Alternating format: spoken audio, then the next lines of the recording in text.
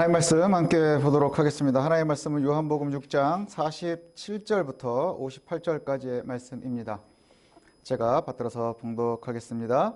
진실로 진실로 너희에게 이르노니 믿는 자는 영생을 가졌나니 내가 곧 생명의 떡이니라. 너희 조상들은 광야에서 만나를 먹었어도 죽었거니와 이는 하늘에서 내려오는 떡이니 사람으로 하여금 먹고 죽지 아니하게 하는 것이니라. 나는 하늘에서 내려온 살아있는 떡이니 사람이 이 떡을 먹으면 영생하리라. 내가 줄 떡은 곧 세상의 생명을 위한 내 살이니라 하시니라. 그러므로 유대인들이 서로 다투어 이르되 이 사람이 어찌 능히 자기 살을 우리에게 주어 먹게 하겠느냐. 예수께서 이르시되 내가 진실로 진실로 너희에게 이르노니 인자의 살을 먹지 아니하고 인자의 피를 마시지 아니하면 너희 속에 생명이 없느니라. 내 살을 먹고 내 피를 마시는 자는 영생을 가졌고 마지막 날에 내가 그를 다시 살리리니 내 살은 참된 양식이요 내 피는 참된 음료로다. 내 살을 먹고 내 피를 마시는 자는 내 안에 거하고 나도 그 안에 거하나니 살아계신 아버지께서 나를 보내심에 내가 아버지로 말미암아 사는 것 같이 나를 먹는 그 사람도 나로 말미암아 살리라. 이것은 하늘에서 내려온 떡이니 조상들이 먹고도 죽은 그것과 같지 아니하여 이 떡을 먹는 자는 영원히 살리라. 아멘. 오늘 본문 말씀을 중심으로요, 생명의 떡 예수 그리스도라는 제목으로 우리 함께 은혜를 나누도록 하겠습니다. 오늘 우리가 읽은 본문 요한복음 6장의 47절부터 우리가 읽었는데 앞부분부터 전체를 좀 먼저 위치를 확인해 보면요, 예수님께서 보리떡 5개와 물고기 2마리로 5,000명을 먹이신 장면이 나옵니다. 우리가 오병이어의 사건이라고 보통 설명하고 있는 그 사건이 있게 되고요. 많은 사람들이 엄청나게 많은 음식을 먹게 되고 배부름이 해결이 되자 이 사람들이 예수님을 잡아서 억지로 임금 삼기를 원했습니다. 이것을 아시고 예수님께서는 산으로 피하시고 또 제자들은 배를 타고 이제 가버나움으로 다시 돌아가는 그 중간에 잠깐이지만 예수님께서 물 위를 걸어가시는 장면이 나오게 됩니다. 사람들이 아침이 됐는데 예수님과 제자들이 없는 것을 보고는 가버나움까지 찾아가게 됩니다. 찾아가는 모습. 그리고 나서 그 가버나움에서의 설교 장면이 오늘의 본문입니다. 오늘 읽은 본문은 이 본문에 앞서 나오는 내용 중에 하나가 뭐냐면요, 예수님을 찾아온 사람들에 대해서 예수님께서 핀잔을 주십니다. 보통 예수님께서 찾아오는 사람들을 갖다가 핀잔하는 일이 없는데 왜 그랬느냐 하면 예수님의 말씀을 보면 우리가 알 수 있는 것이 너희가 먹고 배가 불러서 나를 따르는구나 이렇게 말씀하시는 거죠. 그러니까 예수님께서 원하시는 모습과 다른 것을 기대하면서 따라오고 있었다는 것이죠. 그리고는 이내 하시는 말씀이 뭐냐 하면 썩을 양식을 위해서 일하지 말고 영생을 위한 양식을 권하십니다. 영생을 위한 양식, 이것을 먹어야 된다. 그러면서 하시는 말씀이 뭐냐 하면 모세를 통해서 광야에서 주신 음식, 그 만나를 먹었었던 사람들에 대한 이야기를 하면서 이 음식도 사실은 모세가 준 것이 아니라 하나님께로부터 온 것이라. 그리고는 내 아버지께서 생명의 떡을 주실 것이다. 이렇게 말씀하시거든요. 그때 이 사람들이 하는 말이 뭐냐 하면 그 떡을 우리에게 달라. 아마도 이 사람들이 하는 얘기는 그거였을 거예요. 먹고 꺼지지 않는, 배가 꺼지지 않는 뭐 이런 음식을 요구하지 않았겠습니까? 이 부탁을 들으신 예수님께서 오늘 하시는 말씀이거든요. 내가 떡이다. 내가 바로 그 떡이다. 내게 오는 자는 줄이지 않을 것이고 나를 믿는 자는 영원히 목마르지 않을 것이라. 이렇게 말씀을 하세요. 여기에서 이제 우리가 새성식교회 성도들은 수가성 여인이 딱 기억이 날 겁니다. 수가성 여인 기억나시나요? 야곱의 우물, 사마리아에 있었던 수가성에 야곱의 우물이 있었는데 그 야곱의 우물가에서 만난 그 사마리아 여인에게 예수님께서 그렇게 말씀하시죠. 내가 주는 물을 먹으면 영원히 목마르지 않을 텐데. 그랬더니 그 여인이 이제 뭐 이런 얘기 저런 얘기 하는 장면이 나옵니다. 거기에 보면 이 수가성 여인이 예수님한테 그렇게 말씀하시거든요. 이 우물은 야곱의 우물이라 당신이 야곱보다 크냐? 이 물을 우리에게 주셨는데 이 물은 사실은 그냥 일상적인 물일 뿐이지요. 그러나 예수님이 누구이신지 안 다음부터는 상황이 달라집니다. 그냥 먹고 마셔서 내가 영원히 목마르지 않아서 다시는 일하러 나오지 않았으면 좋겠습니다 라고 지금 내 상황을 이야기했었던 여인이요, 예수님을 선지자라고 고백한 이후에는 예배에 대해서 또 본질에 대해서, 믿음의 본질에 대해서 대화하는 장면들이 나오게 됩니다. 야곱은 굉장히 높은데 예수 네가 그보다 높으냐, 뭐 이런 의미이지요. 오늘 본문에 나오는 이야기를 보면 모세가 비교의 대상으로 뜨게 됩니다. 모세, 유대인들에게 모세는 최고의 인물입니다. 그 대표적인 상징이 뭐냐? 만나죠. 하늘로부터 온 음식을 갖다가 우리의 조상들이 먹어서 하나님께서 살려주셨던 그 장면들을 기억을 합니다. 그러나 예수님께서 뭐라고 말씀하세요? 모세가 주는 것은 썩어질 음식이고 그걸 먹은 사람들은 다 죽었지만 내가 주는 음식, 나를 먹으면 영원히 살 것이다. 내가 바로 생명의 떡이다. 이렇게 말씀합니다. 이 얘기를 들을 때에 처음에 내가 주는 음식, 내 물을 마시면 영원히 목마르지 않을 텐데 했을 때에 자신의 처지 때문에 이해의 한계가 있었던 그 수가성의 여인들처럼 유대인들도 자신의 생각의 틀에서 벗어나지를 못합니다. 그래서 예수님을 두고 사람들이 수군대죠. 자기를 어떻게 먹으라고 하는 거냐? 그 다음에 이 얘기가 정말 맞는 거냐? 뭐 이러고 수군수군대는 얘기를 듣고는 예수님께서 이렇게 말씀하십니다. 내가 진실로 진실로 너희에게 이르는데 믿는 자는 영생을 가졌고 나는 생명의 떡이다. 이렇게 말씀하세요. 너희 조상은 만나를 먹고도 죽었지만 나를 먹는 자는 결코 죽지 않을 것이라. 이렇게 말씀을 하십니다. 그리고 나서 이 뒤에 53절부터 55절까지의 말씀에 보면 예수께서 이르시되 내가 진실로 진실로 너희에게 이르노니 인자의 살을 먹지 아니하고 인자의 피를 마시지 아니하면 너희 속에 생명이 없느니라. 내 살을 먹고 내 피를 마시는 자는 영생을 가졌고 마지막 날에 내가 그를 다시 살리리니 내 살은 참된 양식이요 내 피는 참된 음료로다. 이렇게 말씀하세요. 이 말씀이 참 우리에게 좀 오해가 될 수도 있죠. 나를 먹어야 된다는 거예요. 내 살을 먹고 내 피를 마시지 않으면 안 된다 하는 얘기예요. 이 얘기는 또 어디와 되게 비슷하냐 하면 발을 닦아주는데, 내가 너의 발을 닦아주는데 이것을 거절하면 너는 나와 상관이 없다. 베드로에게 말씀하셨던 장면과도 또 대비되는 모습입니다. 자, 이것에 대해서 좀 우리가 설명을 한번 해드리겠습니다. 이거 좀 고민을 한번 해봐야 될 텐데, 자, 이 얘기를 갖다가 이해하는데 신학자 톰 라이트의 이야기가 제 마음에 아주 쏙 드는 설명을 합니다. 다윗과 비교를 하는데 이런 이야기로 시작을 해요. 사무엘하 23장에 보면 다윗이 블레셋과의 전쟁을 치르고 있었어요. 그런데 다윗이 마실 물을 찾다가 막 소리를 지릅니다. 무슨 소리를 지르냐면 너무 힘들고 고달프고 괴로웠었던 것 같아요. 그래서 내가 베들레헴에 있는 우물물을 좀 마셨으면 좋겠다. 내가 베들레헴에 있는 우물물을 마셨으면 좋겠다. 베들레헴이 다윗의 동네지요. 그러니 어린 시절에 마셨었던 그 물이 아마 힘드니까 기억이 났었나 봐요. 그런데 이것이 현실적으로 불가능합니다. 그 우물로 가려면 블레셋의 진영을 지나가야 되는데 이것들 갖다가 들은 다윗의 아주 용맹스러운 장수 3명이 다윗에게 그 블레셋 진영을 뚫고 가서 그 베들레헴의 우물물을 떠오는 장면이 나오게 됩니다. 그리고 나서는 왕에게 그 물을 바쳤는데 다윗이 이 물을 받고는 마시지를 못하고 이렇게 얘기를 해요. 주님, 제가 어찌 이 물을 마실 수 있겠습니까? 이것은 목숨을 걸었던 새 용사의 피입니다. 내가 피를 마실 수 없습니다. 그러면서 여호와 앞에서 그 물을 갖다가 땅에다 쏟아버리는 장면이 사무엘하 23장에 나오게 됩니다.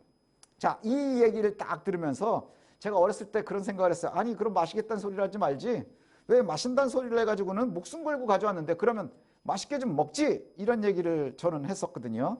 근데 당시에 이 다윗의 행동에는 굉장히 중요한 의미가 있습니다. 굉장히 중요한 의미가 있고 두 가지의 의미가 있는데 첫 번째는 뭐냐면요. 유대인들은 당시에 피를 먹지 않습니다. 피는 먹지 않는 것이 율법의 굉장히 중요한, 아주 중요한 의미였습니다. 저 중요한 내용이었습니다. 그래서 율법에 따르는 도축, 코셔라고도 하는데 유대인들의 율법에 따르는 도축 방법은 가장 중요한 것은 어디에 있느냐 하면 고기의 피를 빼는 거예요. 고기의 피를 빼는 것, 피를 먹지 않기 위한 것. 이게 굉장히 중요하죠. 근데 다윗이 그 떠온 물을 보면서 뭐라고 얘기하느냐 하면 이것은 그 용사들의 피입니다. 그러니 내가 그 피를 먹을 수 없습니다. 내가 용사들의 목숨을 가지고 내 갈증을 풀 수가 없습니다. 이건 굉장히 중요한 의미예요. 아주 정치적이기도 하고 또 굉장히 신앙적인 대답이기도 합니다. 아주 정치적인 대답이라고 하는 의미는 뭐냐면요, 정말로 그가 그의 전우들을, 그 용사들을 얼마나 사랑하고 있는지를 갖다가 표현하는 군주로서의 마음이 있고요. 그 다음에 또 하나는 내가 여호와의 율법에다가 빗대는 거예요. 내가 절대로 여호와의 율법에서는 떠나지 않겠습니다. 온전히 충성하는 장면을 보여주는 거예요. 이게 다윗의 굉장히 위대한 장면을 드러내는 장면입니다. 사랑하는 전우들의 피와 같은 베들레헴의 물을 내가 마실 수 없습니다 하면서 쏟아버리는 장면. 이 사건을 염두에다 두고 예수님의 오늘 말씀을 한번 보는 거예요. 예수님께서는 그런데 뭐라고 말씀하시느냐 하면 오히려 내 살과 피를 먹고 마셔야만 한다 이렇게 말씀하세요. 이게 굉장히 오해를 많이 살 수 있는 이야기임에도 하신 이유는 매우 중요하기 때문이겠죠. 내 피와 내 살을 먹고 마셔야만 한다. 그렇게 먹고 마시지 않으면 나와는 관계가 없는 것이다. 이렇게 얘기를 하세요. 예, 너무나 많은 오해를 살 수 있는 일입니다. 훗날 로마에서 기독교인들이 그 핍박을 받았었던 이유 중에 하나가 뭐냐? 박해를 받았었던 이유 중에 하나는 이 성찬 예식을 갖다가 내 살을 먹으라 내 피를 먹으라 하는 이 얘기가 소문이 돌아서 기독교인들은 식인의 풍습을 갖고 있다는 소문이 돌았다 하는 것이 박해의 이유 중에 하나가 되기도 했습니다. 또 한 가지는 뭐냐 하면 당시에 유대인들이 생각을 할 때에는 율법을 대적하는 이야기로 듣는 것이지요.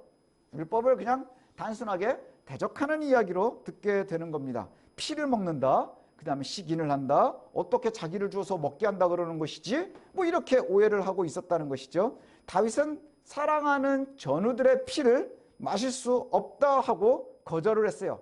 그것이 바로 그의 부하들에 대한, 전우들에 대한, 용사들에 대한 사랑의 표현입니다.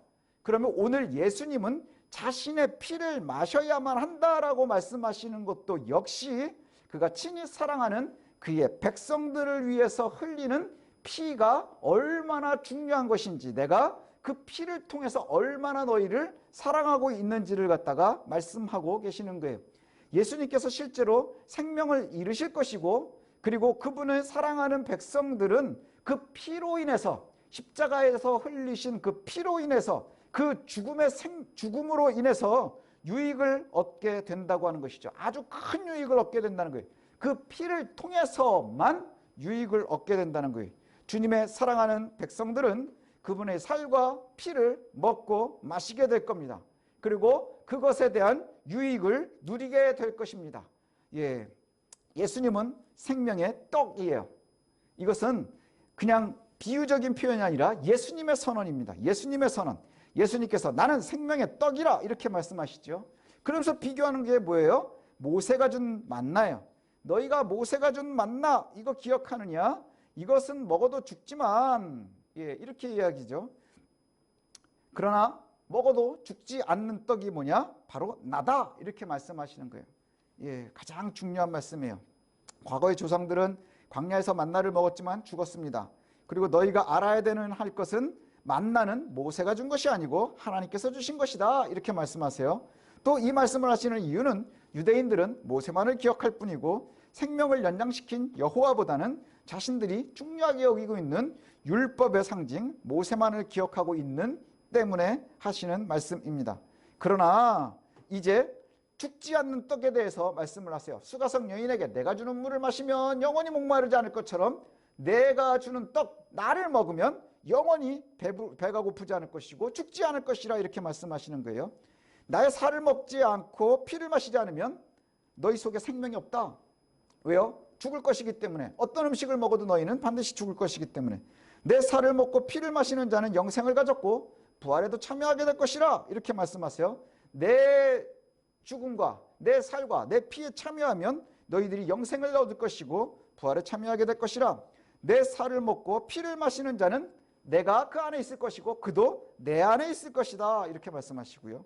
또 살아계신 아버지께서 그리스도를 보내셨고 아버지 때문에 그리스도가 사는 것처럼 나를 먹는 사람들은 나 때문에 살게 될 것이라 또 이렇게 말씀하세요. 또 이전에 너희 조상들은 먹고 죽은 떡과는 내가 다른 떡이다. 이 떡을 먹는 자는 영원히 살 것이라 이렇게 또한 말씀하세요. 먹고 마신다는 개념을 갖다가 이렇게 생각을 하니까 사람들이 해석을 하기 위해서 초대교회 때에는 이걸 갖다가 아주 영적으로만 해석하기를 원했었던 것 같습니다. 그래서 먹고 마신다는 것을 갖다가 아주 영적인 것으로만 해석을 하면 뭐라고 하느냐 하면 묵상, 예배, 내적인 요소 이런 것으로만 추상적인 의미로만 많이 생각을 했었어요. 그러나 바울이나 또 요한이나 사용하는 단어 헬라어의 먹다라는 음식, 이 먹다라는 단어는 음식을 먹을 때 나는 소리까지도 긁어서 먹는다, 야채를 아작아작 씹어 먹는다, 소리가 나게 쩝쩝거리면서 먹는다, 이런 아주 생활 속에서 사용하는 그러한 단어입니다. 영적으로만 사용하는 단어가 아니라 우리 실생활에서 실제로 소리를 내면서 음식을 먹을 때 쓰는 그러한 단어라는 것이죠. 이것을 우리가 한번 생각을 해야 돼요. 실제로 참여해야 한다는 것이죠. 영적인 것, 의미만을 받는 게 아니라 실제로 참여해야 된다. 또 한 가지는 우리가 생각할 것이 뭐냐 하면요, 공간복음에서는 이 예수님께서 잡히시기 전날 밤에 유월절을 나누시면서 성찬식을 제정하십니다. 그리고 이것을 기념하여 지키라 이렇게 명령을 하시지요. 그런데 이 요한복음에는 이 장면은 나오지가 않아요. 잡히시기 전날 밤에 성찬식을 제정하는 이러한 장면은 나오지 않습니다. 그런데 같은 의미인 것은 이미 요한복음의 독자들도 읽으면서 알 수 있고 우리들도 알 수 있죠. 마태, 마가, 누가복음은 예수님이 잡히시기 전날 밤 유월절 때에 그것을 제정하시는 장면으로 나오고, 요한복음에서는 유월절 어기에 가버나움에서 설교하시면서 내가 생명의 떡이다 이렇게 가르쳐주고 계세요. 왜 요한복음은 여기에서 이 말씀을 갖다가 소개를 하고 있을까? 가버나움의 회당의 설교를 왜 소개를 하고 있을까? 아마 오병이어 사건과 연관해서 생각하기를 원했던 것 같습니다. 오병이어 사건과 연관해서 예수 그리스도께서 정말로 참 생명의 근원이 되신다는 것을 갖다가 선언하고 계시는 거예요. 너희들이 아무리 노력을 해서 맛있는 음식, 좋은 음식, 건강한 음식, 영적인 음식이고 뭐를 다 먹어도 너희들은 결국엔 죽는 존재이지만, 그러나 예수 그리스도의 예수 그리스도의 죽으심에 참여함으로 인해서 영원한 생명, 참 생명의 떡을 갖다가 우리가 받게 된다는 것이죠. 그리스도의 살과 피를 먹고 마신다는 것은 결국 예수 그리스도의 고난과 죽으심의 희생으로 인한 그 유익을 우리가 믿고 그와 함께 참여한다는 것입니다. 요한복음과 공간복음, 즉 마태, 마가, 누가복음과 다른 이야기를 하고 있지 않다는 거예요. 요한복음은 오히려 우리가 먹고 마시고 이 땅에서 살아가는 동안에 썩어질 음식만을 위해서 사는 것이 얼마나 허무한지를 더 얘기하고 있는 것이죠. 우리의 삶, 썩어질 음식, 먹어도 배고파지고 아무리 열심히 관리해도 병들을, 그것을 위해서 살아가는 것이 아니라 오히려 그리스도의 십자가의 죽으심에 참여함으로 그 생명의 사건을 믿고 참여하는 것, 이것이 중요하다. 이것은 사후뿐 아니라 이 땅에서 살아가는 동안에 진정한 의미의 삶을 살아가는 것, 그 방법임을 선언하고 계시는 겁니다. 성찬 예식 우리가 거행하는데 이것이 중요한 의미가 바로 여기에 있습니다. 오늘은 요점 정리를 하듯이 말씀을 좀 마감을 했으면 좋겠습니다. 그리스도의 살과 피를 먹고 마시는 성찬식에는 믿는 이들이 참여할 수 있습니다. 그저 함께 참여할 수 없다는 것이죠. 그냥 함께 들어와서 아무나 그것을 먹는다고 해서 이것이 우리를 구원으로 이끄는 것은 아니라는 거예요. 썩어질 음식을 따르는데 모든 것을 허비하지 말고 오히려 영원한 생명의 떡을 먹기 위해서 힘써야 합니다. 생명의 떡을 먹는다는 것은 복음을 믿는다는 것이지요. 그리스도의 살과 피를 먹고 마시면 우리 안에 그리스도가 우리 안에 살아계시는 겁니다. 그래서 우리가 떼어뗄 수 없는 관계가 되는 것이고 결국 우리는 그리스도 때문에 살아가게 되는 것이죠. 예수님께서 잡히시기 전에 제정하셔서 기념하여 거룩하게 지키라 명령하셨습니다. 그래서 우리도 계속해서 이것을 시행을 합니다. 가볍게 여길 수 없는 것은, 성찬에 참여하는 것은 우리가 그리스도의 죽으심으로 우리가 영생과 부활에 참여하는 삶을 고백하는 것이기 때문입니다. 우리가 그리스도 때문에 살아간다는 것에 대한 고백이기도 합니다. 그리고 이 땅에서 사는 우리의 모든 전인격의 삶이 그리스도 때문이라는 것을 갖다가 고백하는 것입니다. 그래서 비록 이 예식이 마술적인 힘을 발휘하지는 않습니다. 뭐 어떤 사람들은 생각하는 것처럼 성찬 예식을 거행하면 짠 하고 지옥에 갈 사람이 천국에 가고 뭐 이러는 힘을 발휘하는 건 아니지요. 그러나 우리의 고백과 실제로 임하시는 성령의 일하심을, 실제로 그 속에서 일하시는 그 성령을 직접 체험할 수 있는 아주 중요한, 우리의 행동 속에 참여하는 중요한 예식임을 우리가 기억해야 합니다. 그래서 성찬식 그 의미를 잘 알고 믿음 가운데 썩어지지 않을 예수 그리스도의 십자가의 고난과 죽으심과 부활에 우리가 우리의 삶, 실제로 먹고 마시며 우리의 지금의 현재의 삶과 앞으로야 있을 하나님 나라에 들어갈 때까지의 그 모든 전인격의 삶이 예수 그리스도로 인해서 우리가 살았고 거기에 매여 있고 나의 모든 삶이 그리스도 때문입니다 라고 고백하는 것이 바로 성찬식임을 우리가 그 의미를 잘 알고 또 믿음 가운데 참여하고 실행할 수 있었으면 참 좋겠습니다. 그래서 성찬식 우리가 잘 알고 믿고 그리고 함께 체험하시기를 소원합니다.